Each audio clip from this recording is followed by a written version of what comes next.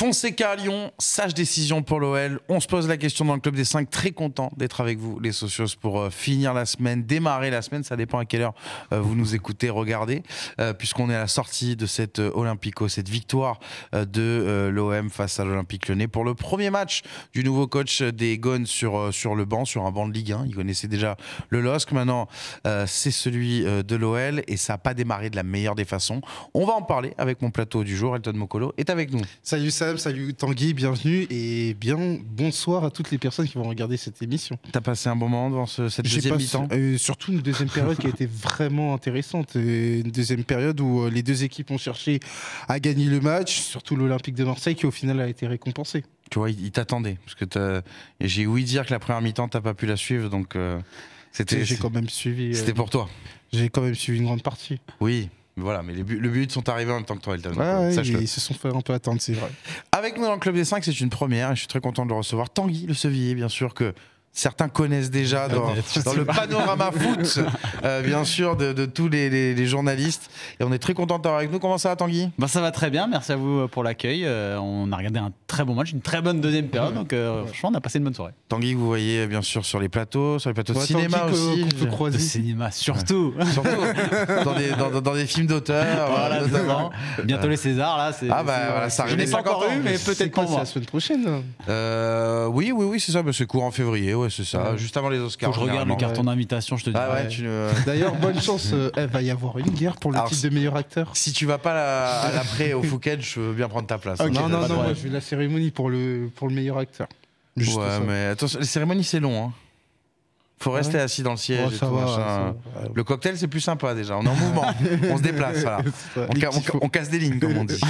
Très content d'être avec vous, donc les socios. On va parler de l'OL une fois de plus, parce qu'on avait déjà démarré l'année en se posant la question sur la chaîne de comment ça allait se passer au niveau des finances, notamment. Qu'est-ce que John Textor allait décider pour la suite de la saison ? On a eu la réponse cette semaine avec le licenciement de Pierre Sage, avec l'arrivée donc de Fonseca sur le banc. Une première mise en jambe, on va dire, avec le match contre Marseille ce week-end et donc cette défaite 3-2. On va commencer par ça, Elton, même si il y aura, et on va prendre le temps dans cette émission pour le faire, le temps de regarder tout ce que peut mettre en place Fonseca. Il y a aussi une obligation de résultat, on est en cours de saison. Lyon a enchaîné quelques petites déceptions ces dernières semaines. Ça démarre mal, ça démarre par une défaite, ça démarre aussi par un scénario un peu cruel. On peut dire qu'il y a meilleur début pour instaurer le fameux électrochoc, une nouvelle dynamique. Oui, c'est des débuts similaires à Laurent Blanc qui avait perdu contre Rennes il y a cela 2-3 ans. Donc, tu as même mené du côté du Vélodrome avec le but de Corentin Tolisso. Après, c'est la réalité de l'Olympique Lyonnais dans cette incapacité à tenir les résultats. On l'a vu très souvent au cours des derniers mois, des dernières semaines. Et là, ça a été encore la confirmation. Bon, là, c'est sur la pelouse du deuxième du championnat, l'Olympique de Marseille. Mais en gros, il y a beaucoup de travail pour l'Olympique Lyonnais et donc Paulo Fonseca. Ouais, c'est vrai que Tanguy, le match n'est pas mauvais de Lyon face à l'OM. On s'est même dit à un moment donné, c'est peut-être le match avec le scénario qui peut justement te profiter de le match déclic. Ceci étant dit, encore une fois, démarrer comme ça, ça peut toujours mettre un coup à la saison. Un coup de plus à la saison lyonnaise. Ouais, surtout qu'on en parlait pendant le match, maintenant il y a une grosse rivalité entre les deux clubs et de perdre à l'aller au retour contre cette équipe-là qui normalement est un concurrent direct, c'est pas forcément idéal. Avec des scénarios similaires. Hein. Ouais, en plus. Moins de rouge, mais. Mais effectivement, pour Paulo Fonseca, là, je pense qu'il n'a pas pu faire grand chose sur cette semaine de travail, cette petite semaine de travail. Et sur le match, parce qu'en plus, il a remis quasiment ce que faisait Pierre Sage sur le terrain. Donc, je pense qu'on verra son travail dans les semaines à venir. Mais effectivement, là, ils sont déjà un petit peu décrochés. J'ai regardé, ils sont à 10 points de Marseille déjà. Donc, pour la Ligue des Champions, il va falloir ramer encore un petit peu. Elle est impérative, on rappelle, cette Ligue des Champions, plus ou moins pour la survie de l'Olympique Lyonnais dans l'élite. Donc forcément... Très étonné, Elton, cette semaine enfin, très étonné, non, parce qu'on avait compris par l'attitude du monsieur, mais le pari quand même de Textor de se dire qu'il le met en place finalement et qu'il tente ce coup cette semaine, ça pose quand même des questions. Paulo Fonseca a une bonne presse en France et en Ligue 1 avec ce qu'il a fait à Lille, mais changer comme ça en cours de saison, virer Pierre Sage, c'est un sacré pari, un de plus que tente John Textor à Lyon. C'est un pari pour Textor, parce qu'à partir du moment où il y avait un coach d'envergure qui a quand même été au Milan il y a cela quelques mois, Textor a pris le parti justement d'avoir un coach d'envergure pour mener à bien cet objectif qui est très important et très crucial pour le présent et l'avenir du club, c'est de la Ligue des Champions. Donc par rapport à ça, il a été beaucoup plus question de prendre Fonseca plutôt que de virer Pierre Sage. Parce qu'en effet, quand on regarde les résultats ne sont pas non plus catastrophiques. On parle de Lyon qui était dans le top 8, on parle d'un Lyon qui, par rapport à la 4e place, qui peut te permettre d'aller au 3e tour de Ligue des Champions, t'étais pas nécessairement décroché, mais il y a eu une opportunité de marché, parce qu'il faut raisonner comme ça. Et comme Fonseca était libre, on a senti que du côté de Textor, on avait à volonté d'installer un coach qui était plus en adéquation avec les objectifs qu'il veut pour l'Olympique Lyonnais. Tu comprends ce pari, toi, Tanguy ? Je suis déçu pour Pierre Sage. Après, je peux comprendre, effectivement, comme l'a dit Elton, c'est que là, il s'est dit, Fonseca, il est libre, l'opportunité, elle est là. Peut-être que d'ici la fin de saison, ce ne sera plus le cas et je ne pourrais plus mettre le grappin sur ce coach-là qui me plaît, parce qu'en plus, il avait déjà essayé de vouloir le faire venir à Botafogo. Du côté de Crystal Palace également, ça n'avait pas pu se faire. Donc c'est un coach sur lequel il réfléchit depuis quand même assez longtemps. Et voilà, le fait est que les résultats étaient un petit peu en dents de scie pour l'Olympique Lyonnais. Il s'est dit, bon voilà, j'appuie sur le bouton et ciao Pierrot, quoi. C'est un peu injuste justement pour notre ami Pierrot, Pierre Sage, parce que Lyon n'a pas énormément de profondeur non plus. Comme tu l'as dit, Fonseca... et très logiquement a dû faire du Pierre Sage ce soir. Il va peut-être devoir faire du Pierre Sage qu'à la fin de la saison. Est-ce que c'est pas injuste de se dire, même si encore une fois, oui, Paulo Fonseca était disponible après son départ du Milan, mais est-ce que c'est pas injuste et risqué surtout de vouloir tout changer maintenant ? C'est vrai que sur les premiers retours qu'on a pu avoir de la part des joueurs, ils avaient tous été quand même assez surpris de voir que Pierre Sage avait été exfiltré très rapidement, malgré quelques petits mauvais résultats. Et faut pas oublier tout ce qu'il a fait, qu'il a ramené le club en Coupe d'Europe alors qu'on les attendait presque en Ligue 2 la saison dernière. Donc il a fait des choses exceptionnelles, Pierre Sage. Et il s'est construit une carrière maintenant. C'est un coach renommé en Ligue 1 qui va pouvoir lancer sa carrière, alors qu'avant il était plutôt prédestiné à diriger des centres de formation ou des équipes peut-être moindres qu'en Ligue 1. Donc il s'est construit une carrière. Et je pense que lui va pouvoir se positionner, compter sur ce qu'il a fait déjà avec l'Olympique Lyonnais pour aller de l'avant dans sa propre carrière. Pour Textor, oui, il a pris un petit risque en changeant ça, ouais. Elton, il y a aussi une chose à prendre en compte côté lyonnais, c'est encore une fois la DNCG. Quand tu as cette épée de Damoclès là, tout changer, c'est peut-être aussi pour Textor prendre le risque de tout casser finalement côté lyonnais. Non, mais dans l'idée de Textor, encore une fois, il était dans une idée d'avoir un saut qualitatif depuis le vent, parce que tu l'as évoqué par rapport à la réalité économique de l'Olympique Lyonnais. Difficile de faire un saut qualitatif via le mercato, parce que voilà, t'es forcément limité. Il faut quand même contextualiser. T'as Almada qui est arrivé dans un prêt libre. Donc et que tu es susceptible de perdre des joueurs. On parle encore de Ryan Cherki sur les derniers jours du mercato. Donc par rapport à ça, pour Textor, l'objectif c'était d'apporter un saut qualitatif via le banc. Donc c'est pour ça que s'est présenté l'option Fonseca, parce que quand on regarde le parcours récent de Pierre Sage à l'Olympique Lyonnais, au final tu avais des gros signes annonciateurs. Je veux dire par là, dès le mois de juin, la promotion de Pierre Sage, elle arrive tardivement. Donc déjà, tu te dis, oui, faut faire attention. Ensuite, tu as déjà des ultimatums au mois de septembre, avant Toulouse, au cours du mois d'octobre, et là, plus récemment, au mois de janvier. Donc, mais tu as eu un beau début d'hiver, on va dire, mais au novembre-décembre. Au final, c'est triste à dire, mais la réalité de la compétition, c'est que Lyon n'a jamais été dans le top 4. Tu peux aussi le voir comme ça. Oui. Et donc, le sentiment, c'est qu'il fallait apporter un saut qualitatif du côté du banc pour avoir une équipe qui soit dans la course, enfin, plus que dans la course, qui soit dans le top 4. Et il n'y a pas eu une grande confiance sur la capacité qu'aurait Pierre Sage à mener cet objectif à bien, raison pour laquelle on change. Et moi, je vais te dire sincèrement, moi, je ressens ça comme du soulagement, parce qu'à un moment donné, quand Pierre Sage a aussi peu de... Alors, a aussi peu de crédit, oui, on peut le dire. Beaucoup de suspicions de la part de son propriétaire qui vous renvoie une interview dans l'équipe magazine. Il a dit je serais assez aussi fou pour le virer. Et bah, quelque part, c'est aussi bien que ça se termine comme ça. Alors oui, il faut être juste. Textor a donné quelque part sa chance à Pierre Sage. Et ça, il faut quand même le reconnaître. Mais cette cohabitation, au final, elle devenait malsaine pour moi. Qu'est-ce qui peut changer Paulo Fonseca? Lui, pour le coup, on parlait de la 4e place, de l'accrocher avec des champions. Il l'a déjà fait avec le LOSC. Qu'est-ce qui, à l'instant T, tu peux changer quand tu arrives dans ce groupe-là, avec les difficultés économiques qu'on connaît, avec les mouvements, les départs qu'il y a eu au mercato. Certes, beaucoup de joueurs qui, pour le coup, je te l'accorde, Elton, il était temps de partir, on va dire.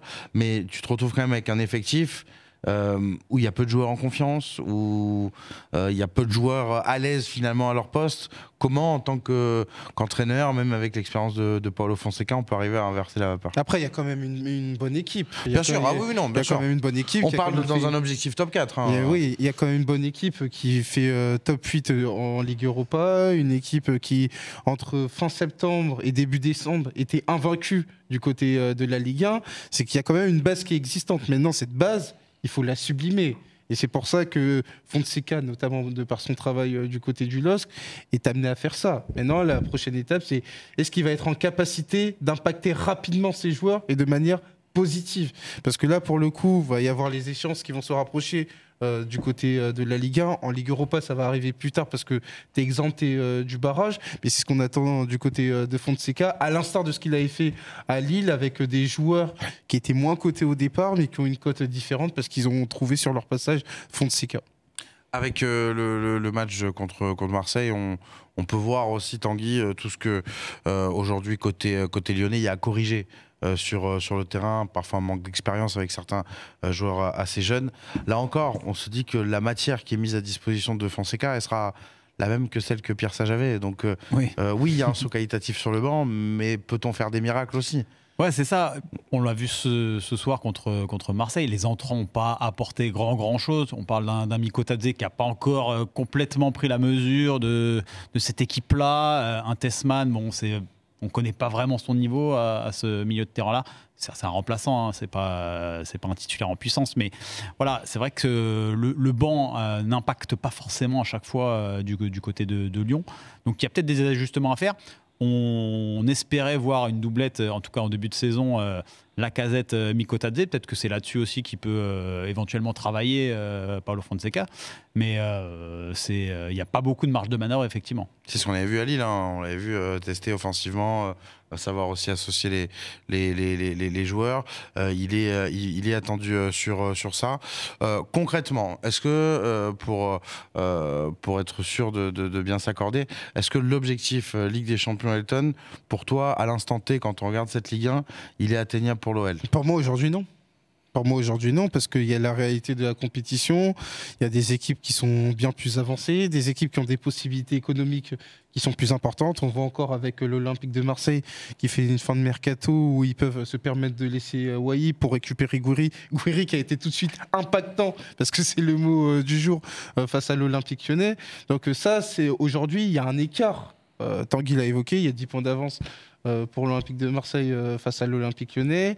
Et même quand tu regardes la suite du top 4, tu vas faire face à un Lille qui certes a encore la Ligue des Champions, mais quand on regarde la dynamique de Lille, ils ont perdu 2 matchs, toutes compétitions confondues depuis septembre, à Liverpool et contre Strasbourg dans un match entre 2 matchs de Ligue des Champions. Ensuite, tu as l'AS Monaco qui, même si l'AS Monaco a eu un passage à vide, eh ben, ils sont qu'à 3 points de l'Olympique de Marseille. Ça, c'est la réalité du top 4. Aujourd'hui, l'Olympique lyonnais n'en est pas là. Donc pour moi, aujourd'hui, c'est un objectif qui est difficile. Et là, on ne va pas se mentir. Pour aller chercher ce top 4, il va falloir limite avoir un rythme de champion. Hein. Oui, parce que là, il va falloir tourner à une moyenne de plus de 2 points. Et est-ce que l'Olympique lyonnais est capable de le faire quand tu connais le calendrier? très bonne question. Et aujourd'hui, pour moi, la réponse elle est négative. Effectivement, Lyon, on rappelle qui n'a pas gagné depuis le 4 janvier quand même face à Montpellier. Et tu parlais du calendrier, on peut le donner rapidement pour ceux qui nous écoutent et qui nous regardent. Ce sera Reims, on en parlera d'ailleurs dans quelques instants. Tu joueras Montpellier après, donc pourquoi pas peut-être voilà, le back-to-back renouer avec la victoire. Et derrière, effectivement, il va y avoir le Paris Saint-Germain, il va y avoir Brest, il va y avoir Nice. Il y aura Le Havre, Strasbourg entre-temps, mais il y aura Lille qui arrivera, le derby face à Saint-Etienne. Tout ça, c'est avant la fin avril. Donc on est sur il y a 2 mois à peu près. Et encore, je vous donne pas le calendrier en Coupe d'Europe. Ça va être dur de faire 100% de victoire en tout cas. Voilà, en Ligue 1. Et tu fais bien de l'évoquer, tu as une possible double confrontation contre l'Ajax suivant ce qu'ils vont faire, suivant la réalité du tirage au sort. Ça va pas être facile. Et on rappelle encore une fois Tanguy, Clermont-Sursis. Donc quand on prend encore une fois tous les éléments, on se dit que Textor c'est presque un pari kamikaze finalement dans tous les cas. Sage, Fonseca. Ça, il est américain, faut pas l'oublier, donc il réfléchit peut-être pas forcément comme. Il est dans le gambling. Voilà, comme nous tous, en tout cas en France. Mais voilà, lui, il y a un truc qui lui plaît pas. Et, voilà, ça bascule du jour au lendemain. C'est ce qui s'est un peu passé avec Pierre Sage et l'arrivée de Fonseca. Donc c'est sûr que l'incertitude elle est là, mais il s'est sans doute dit qu'avec Pierre Sage, voilà, le retard qu'il avait sur les équipes pour la Ligue des Champions, ce serait compliqué d'aller chercher et qu'il fallait forcément changer quelque chose. Voilà, les moyens financiers étant limités, il fallait effectivement que ça se passe du côté du banc. Un mot sur Pierre Sage avant qu'on passe à notre instant partenaire avec Winamax. Un mot quand même sur son passage à Lyon. On peut dire, Tanguy, que c'est quand même une réussite au vu de ce qu'il a fait sur sa première saison. Et que pour un coach qui, on le rappelle, était entraîneur adjoint avant d'arriver à Lyon, d'un coach en national, au Red Star en l'occurrence, avec Avi Bey. C'est un coach qu'on est amené à revoir dans les prochains mois en Ligue 1. Ouais, en plus, Elton en a parlé un petit peu tout à l'heure dans cette interview, enfin dans ce portrait dans l'équipe Mag où il disait j'étais assez fou pour le nommer entraîneur en Ligue 1 alors qu'il n'avait aucune expérience à ce niveau-là. J'ai été assez fou pour le virer. C'est vrai que Pierre Sage a été mis un peu comme ça sur le devant de la scène sans expérience. Il a fait un travail monstrueux la saison passée. Ça a été un petit peu plus compliqué cette saison. Mais voilà, il est maintenant dans le panel d'entraîneurs qui vont pouvoir compter en Ligue 1. Ça, c'était pas une mince affaire au départ. Et donc, je pense que son passage, il est réussi. Il a une belle image en sortant de Lyon. Et je pense également des choses qui comptent. Mais avec les médias, ça a matché. Il a toujours été très bon. J'ai trouvé très bon communicant en conférence de presse. Donc, faut pas l'oublier, ça peut compter effectivement. Et Elton, on en parlait juste avant, enfin tu nous en parlais juste avant l'émission. Le groupe aussi n'était pas totalement favorable à son départ. Donc quelque part, le passage Pierre Sage pour le coup à l'OL a laissé des bons souvenirs. Oui, parce qu'il y avait une dimension affective qui n'était pas à négliger entre Pierre Sage et les joueurs, parce que effectivement, il a réussi à les atteindre de manière positive à travers le parcours l'an dernier en Ligue 1, la finale en Coupe de France. Et c'est pour ça que tu as aussi les joueurs qui peuvent se dire on a le sentiment d'être coupable par rapport à cette situation. Il y a eu ce match à Bourgoin où là, pour le coup, Pierre Sage, évidemment, est l'entraîneur, mais la responsabilité, elle est surtout du côté des joueurs, parce que contre Bourgoin, tu dois faire beaucoup mieux. Donc c'est pour ça que je dirais pas qu'il y a un sentiment de dette, et il y a un sentiment, on l'a peut-être laissé tomber. Mais maintenant, pour revenir sur le parcours de Pierre Sage, c'est un parcours qui reste positif, déjà statistiquement, mais ensuite parce qu'il a réussi à se construire rapidement en tant qu'entraîneur numéro 1, et sur le tas. Il a dû faire un travail accéléré. Et moi, de manière prémonitoire, j'avais dit en début de saison, pour moi, je ne le voyais pas terminer la saison. Parce que le job qu'on lui a imposé du côté de l'Olympique Lyonnais, c'était le job d'un top coach. Je veux dire par là, avoir des variations de projet, c'est-à-dire un mercato où n'importe qui peut partir. Donc tu dois reconstruire ton équipe, une réalité économique qui est très compliquée, donc ça impacte notamment sur l'avenir et surtout le présent de ton club. Et à côté de ça, maintenir les objectifs à la hausse, tout ça, c'est le travail d'un top coach.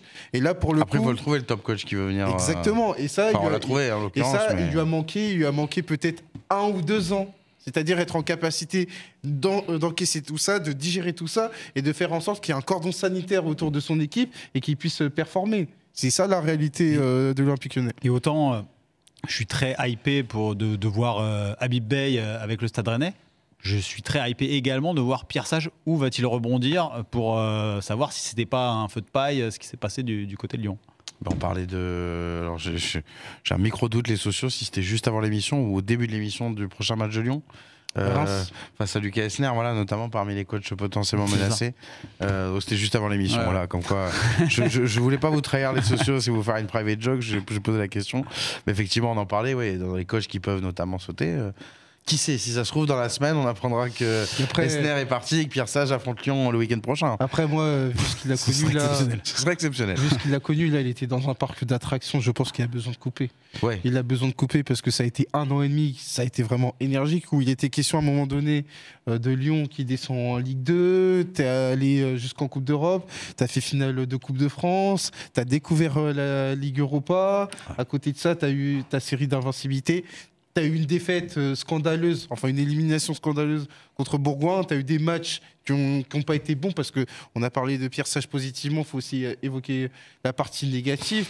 Donc il y a un shot d'émotion, mais même plusieurs shots qui font que je pense qu'il va couper jusqu'à la fin de saison au moins. Et moi, je me pose juste la question, c'est quoi le calibre de club auquel il peut prétendre maintenant? Est-ce que Reims, ça en fait partie? Est-ce que lui, il veut au-dessus? Parce que, comme tu l'as dit, il a goûté à la Coupe d'Europe. Lyon, c'est un grand club. Est-ce qu'il veut poursuivre dans des clubs comme ça ou aller dans des clubs un petit peu moins huppés?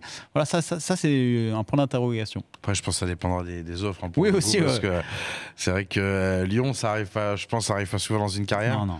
Parce qu'à l'échelle de la Liga, il a commencé par le dessert. Un petit peu. Ouais. Ouais, il reste le Café Gourmand. Le Café Gourmand, compliqué à atteindre. Le Café Gourmand, c'est un club de la capitale. C'est pour ça qu'il reste le Café Gourmand. Le champagne à Reims, voilà. C'est ça. Ou le digestif, ouais. Mais non, mais peut-être qu'effectivement, il va peut-être falloir passer un peu par des entrées et des plats pour Pierre Sage, à voir après quelles opportunités vont s'ouvrir dans les prochaines semaines. Ouais, c'est pas simple. Ouais, on verra bien en tout cas. Sachant que les places en Ligue 1 se font, et là pour le coup c'est positif, les places se font de plus en plus chères. Oui. Et de plus en plus rares, oui, surtout. par extension. Il n'y a plus que 18 clubs. Hein. Tout simplement. Voilà, donc déjà, ça fait 2 places de moins. On va justement parler du prochain match de l'Olympique Lyonnais, les socios, dans notre instant avec notre partenaire, bien sûr, Winamax, partenaire historique du Club des 5, qu'on remercie de nous accompagner. Je vous rappelle juste avant, bien sûr, on va se faire les petits pronos entre nous, mais jouer comporte des risques. Si vous avez le moindre souci lié au jeu en ligne pendant que vous jouer sur Winamax, n'hésitez pas à appeler le numéro qui s'affiche en bas de votre écran pour pouvoir contacter des personnes, des professionnels qui vous aideront. Je vous rappelle que ça doit rester un plaisir, faut pas se ruiner, faut pas se mettre en difficulté, c'est avant tout un jeu. Une fois qu'on a dit ça, c'est toujours compliqué de rebondir derrière. Mais on va le faire. On va parler donc de Lyon-Reims, c'est un match qui aura lieu dimanche prochain à 15h pour le coup. Première pour Paulo Fonseca au Groupama Stadium, pardon. Non, c'est plus Gerland depuis quelques années. Non, mais j'ai eu un doute avec un stade du sud-ouest de la France, comme quoi c'est des mauvais réflexes. Parce que le Gerland s'appelle le Matmut Stadium, pour préciser. Pour le loup. Ah, tu penses au loup, du coup? Oui, mais non, mais parce que je savais qu'on avait une chose en commun. C'est pas la division, c'est le naming. Lyon, donc, qui recevra Reims. La victoire est à 1,46, hein, effectivement, c'est pas folichon. La victoire de Reims est à 4,80, qui sait. Un petit coup de Lucas Esner. Un match nul à 3,90. Qu'est-ce que je peux vous proposer d'intéressant éventuellement? Le Fonseca Ball, peut-être va-t-il se mettre en place. Lyon, par exemple, qui marque le premier but, c'est 1,40. C'est vrai que bon, on y croit bien pour ces Lyonnais sur cette rencontre. Ouais, on va faire la gestion père de famille. Ouais. Là, on va aller directement sur Lyon parce que c'est vrai que moi j'ai eu la chance de suivre le match de Reims entre Reims et Nantes et c'était pas forcément très très folichon ce qu'a proposé Reims. Se faire battre par Nantes qui était pas en grande forme, c'est pas évident. Donc en plus, Lyon n'a pas réussi à les battre, hein, les Nantais. Oui, c'est vrai, il y a eu un partout, mais Lyon m'a plutôt convaincu quand même ce soir face à Marseille et je pense qu'à la maison face à une équipe qui va se maintenir, je pense, sans trop de soucis à Reims, mais qui ne va pas jouer grand-chose d'ici la fin de saison, ça semble assez simple de remporter la victoire pour les Lyonnais. Oui, parce qu'on ne s'est pas tant penché que ça sur le match, mais c'est vrai qu'Elton, Lyon est presque mal payé ce soir, donc on peut se dire que la semaine prochaine... il faudra voir les blessures, on a vu Lacazette, Tolisso un petit peu atteint physiquement. C'est vrai qu'ils ont terminé sur les reculs les deux anciens internationaux français.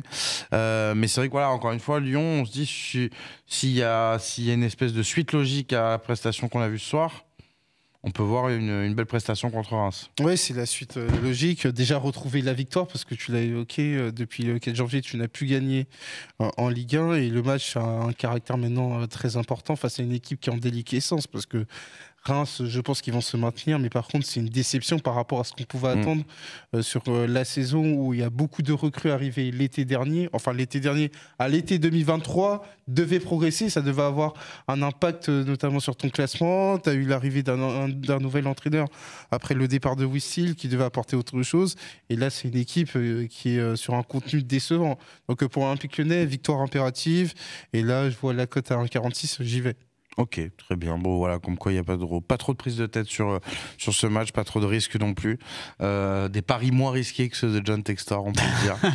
Attends, t'aurais voulu quoi? Mais après, est-ce qu'on peut... Ah non, moi je pense que je suis pas aussi sur... Après, si tu vas aller du côté des buteurs, parce que là, sur ce genre de match... Je crois qu'ils ne sont pas encore disponibles, si tu veux tout savoir. Ouais, parce que si on est transparent, on tourne au moment où la Ligue 1 vient de se refermer. Tout à fait, mais on est diffusé dans quelques minutes aussi. Exactement. Donc par rapport à ça, par rapport au règlement, les buteurs ne sont pas encore diffusés. Auquel cas, ça aurait été beaucoup plus intéressant d'aller sur les buteurs. Et t'es allé sur qui? Tirer sur qui? Moi, j'irais sur Mikotadze. Non, mais pour Lyon, c'est compliqué. Ouais, le déclic. Non, mais je pense que là, si Lacazette, ça se confirme qu'il a une petite blessure musculaire et qu'il n'est pas là, donc il va démarrer. Sur 90 minutes, je pense qu'il peut quand même se procurer quelques situations, un penalty au moins à minima, quoi. Le petit penalty pour Lyon, bien sûr. Voilà, bah oui. Mais en fait, c'est un peu compliqué parce que qui va démarrer contre Reims? C'est-à-dire Malik Fofana est actuellement blessé, Cherki, je ne sais pas ce qui va se passer. Lacazette, tu vas Noama Cherki et... Cherki a fait des bonnes choses en tout cas. Contre Marseille, c'était plutôt intéressant. La logique voudrait que tu ailles donc sur Noama qui a priori va rester. Encore qui peut partir aussi, donc c'est très compliqué. Tous les marchés ne se ferment pas le 3 février, donc et encore une fois, on méfiance. rappelle qu'il y a quoi, 100, je crois que c'était 175 à la base millions d'euros à trouver. On doit être un peu moins maintenant pour Lyon avec les transferts. Mais donc voilà, donc en fait, quand on est là, s'il faut vendre la paire de chaussures, tu la vends aussi. On va pas se mentir. Un certain prix quand même. Un certain prix. Pour rentrer en conformité. Exactement. Là, t'es dans un objectif de comblage, mais aussi du coup de déstockage. On va s'arrêter là pour la rubrique avec notre partenaire Winamax. On va s'arrêter là même tout court, les socios, puisqu'on arrive au bout de cette émission. N'hésitez pas, bien sûr, tous les supporters lyonnais et autres, d'ailleurs, tous les fans de foot qui avaient envie de réagir, à nos débats et surtout à ce débat sur l'Olympique Lyonnais. Vous mettez vos commentaires sous la vidéo YouTube. Je voudrais vous remercier puisque vous êtes de plus en plus nombreux à nous écouter en podcast, à regarder nos vidéos. Je le dis particulièrement puisqu'on clôture un beau week-end pour le Club des 5, puisqu'on vous a vous a proposé plutôt jeudi une interview de Nicolas Nelquin. On l'a proposé jeudi soir, on est dimanche soir. On a déjà explosé la barre des 100 000 vues. Donc un immense merci à vous les socios. Et on va continuer, que ce soit à travers des émissions comme ça, des 2 contre 1 et autres contenus, à vous proposer un maximum de choses sur la chaîne. Merci à tous les deux. Tanguiste, c'était un vrai plaisir pour ce... merci pour cette première. Cette première de Ligue 1. Tu reviens. Pourquoi pas Avec grand plaisir. Nous, c'est à toi de nous dire. Je signe, c'est bon. Ouais, on a jusqu'au 3 février tout. Ouais, c'est bon. Les marchés ils ferment. Et on n'a pas de problème avec la c'est bon, les marchés ferment pas tous en même temps. Cette fois, c'est bon. Merci Elton Mokolo. C'est un plaisir. Merci à Fares Hachem, bien sûr, qui a préparé et réalisé cette émission couteau suisse. Fares Hachem, il aurait pu. Trop fort. Lui, John Textor, s'il l'avait pris, il aurait fait des économies sur beaucoup de poches. Je peux dire, il pourrait servir dans Eagle. Ah Ouais, je pense aussi. Molenbeek. Ah bah c'est justement, il pourrait faire 3 gars de club, l'intendant de Molenbeek, le directeur sportif de Botafogo. Non, tu mets direction sportive. Ah mais non, mais lui il peut tout faire. Ce que vous ne comprenez pas, c'est qu'il peut à la fois être défenseur dans un club, directeur sportif dans l'autre, intendant dans un autre, ça, c'est vrai. Président, tu sais qu'en plus, il s'appelle la polyvalence. Non mais il faut savoir un truc, il a une belle patte gauche. Hein. Alors, non, au five. Alors ça, Non. Mais... Ah, Lyon est une équipe de futsal, ça peut être là. Ouais, ça peut le faire. Merci donc en tout cas à lui et merci à vous tous les socios de nous suivre donc de plus en plus nombreux. On se retrouve très vite sur la chaîne et sur les plateformes du Club des 5. À très vite. Ciao. Salut. Ciao.